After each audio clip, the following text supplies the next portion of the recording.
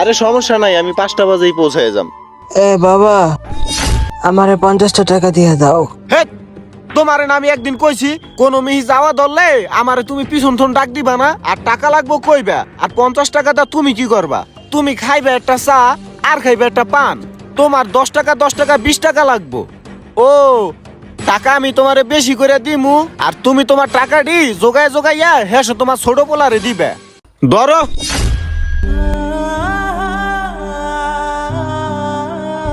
আমি যেখানে লক্ষ লক্ষ টাকা নষ্ট করে পড়াশোনা শিখাইছি, বিজনেস শিখাইছি, ব্যবসা ধরে দিয়েছি, আজকে প্রতিষ্ঠানের দ্বারায় আমার 50 টাকার জায়গায় 20 টাকা ফিকা মারো। হায় রে পোলাপান রে। সুমন ভাই, আপনি তো জমি জমার ব্যবসা করেন, অনেক মানুষরে জমিন বেচা দেন, কিনে দেন।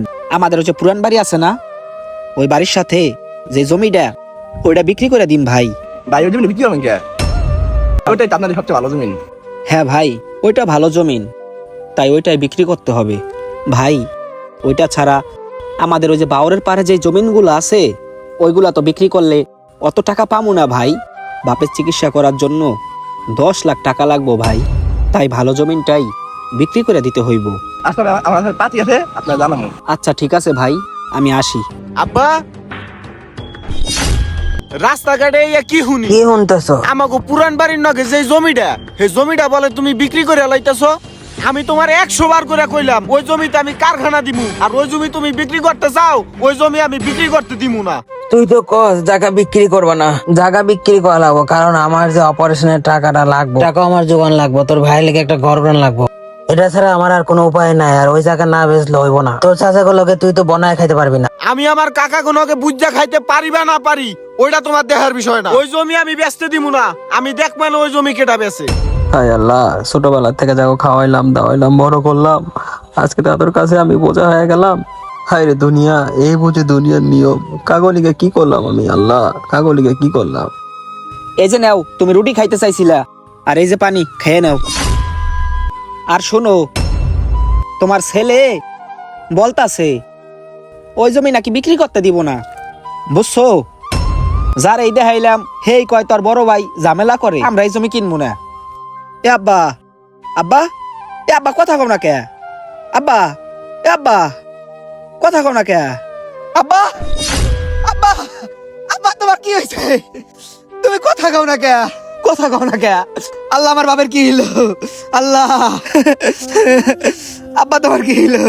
আব্বা, এই আমার আব্বাই কথা কইতাছে না কে? তুমি কথা কইতাছাও না কে? তোমার কি হইলো? আল্লাহ, তোমার কি হইলো? এই তুই যা, তুই আমার বাপের ধরবি না। একমাত্র তোর লিগা আজকে আমার বাপের এই অবস্থা। আল্লাহ রে, তুই সর, তুই ধরবি না।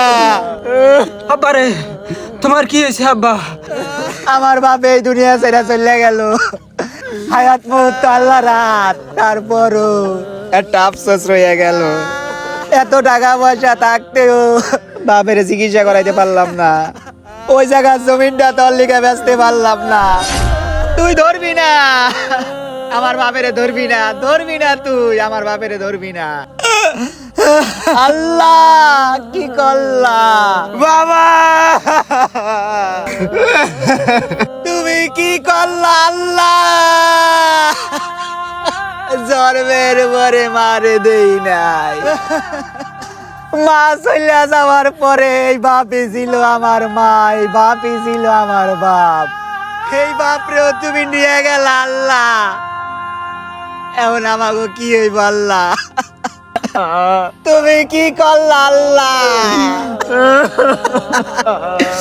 আমাদের সমাজে এরকম অনেক অবহেলিত পিতারা আছে যাদের সন্তানের ক্যারিয়ারের জন্য বাবা লক্ষ লক্ষ টাকা শেষ করে দিয়েছে, নিজের জীবনটাকেও শেষ করে দিয়েছে, নিজেকে পুরোপুরি বিলিয়ে দিয়েছে সন্তানদের মাঝে।